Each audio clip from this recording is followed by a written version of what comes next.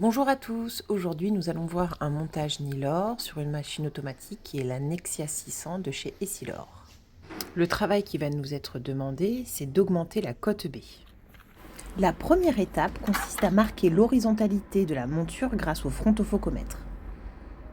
On vient poser la monture sur le support et on vient faire les 3 petits points de marquage.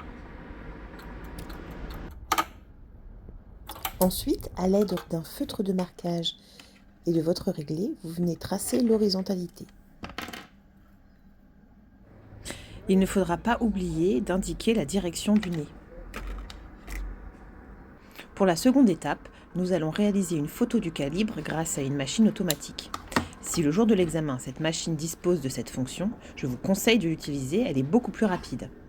Je commence donc par sélectionner la fonction photo. Ensuite, je viens indiquer s'il s'agit du verre droit ou du verre gauche. Ici, il s'agit du verre droit. Je n'ai plus qu'à venir disposer mon calibre de présentation avec mon tracé à l'intérieur et venir cliquer sur l'icône en bas à droite. Maintenant, il va falloir que j'indique la taille du nez. Cette information peut être lue à l'intérieur de la branche. Ici, elle est de 19 mm.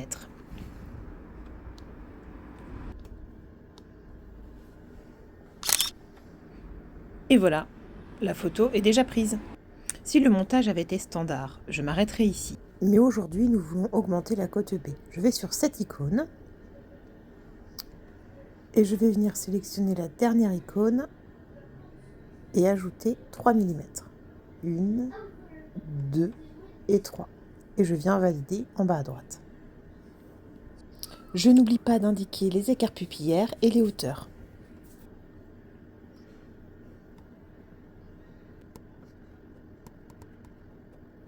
Nous pouvons passer donc à la 4e étape qui consiste à centrer le verre.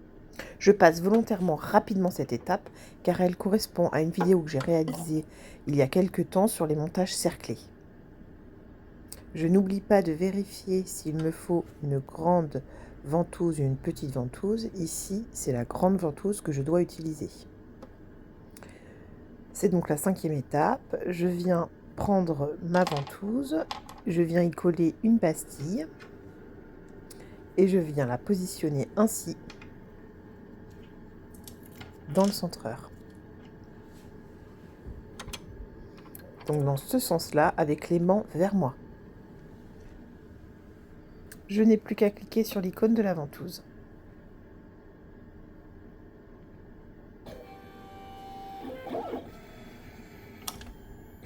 Je vais maintenant pouvoir passer sur la meuleuse. Je passe à la 6e et dernière étape, j'appelle ma forme. Grâce à cette icône, je viens sélectionner la matière de mon verre. Ici, il s'agit d'organique 1,5. C'est la première icône. Je sélectionne le type de montage, là il s'agit d'une rainure.